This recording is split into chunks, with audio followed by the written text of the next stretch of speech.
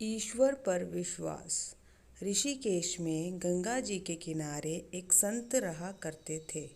वह जन्मान थे और उनका नित्य का एक नियम था कि वह शाम के समय ऊपर गगनचुंबी पहाड़ों में भ्रमण करने के लिए निकल जाते और हरि नाम का संकीर्तन करते जाते।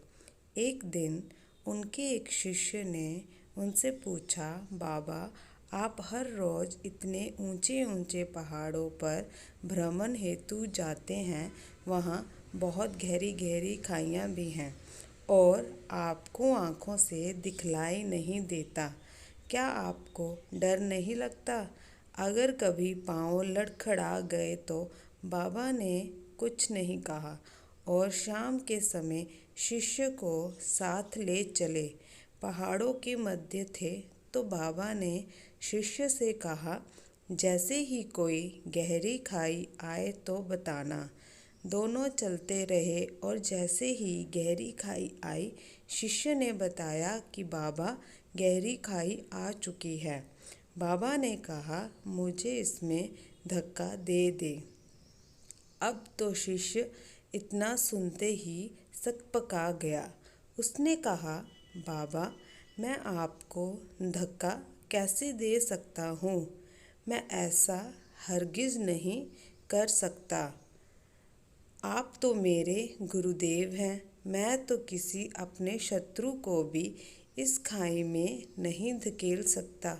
बाबा ने फिर कहा, मैं कहता हूँ कि मुझे इस खाई में धक्का दे दो।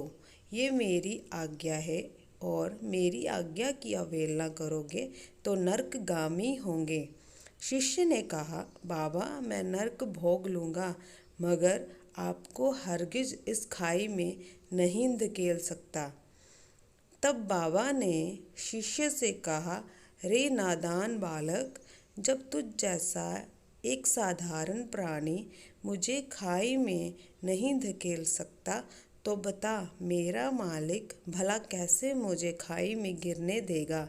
उसे तो सिर्फ गिरे हुओं को उबारना आता है, गिरे हुओं को उठाना आता है।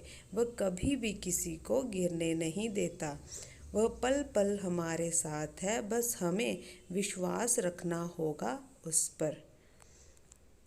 अगर आपको मेरी ये कहानी अच्छी लगी हो तो मेरे चैनल को लाइक, सब्सक्राइब, शेयर ज़रूर कीजिएगा। धन्यवाद।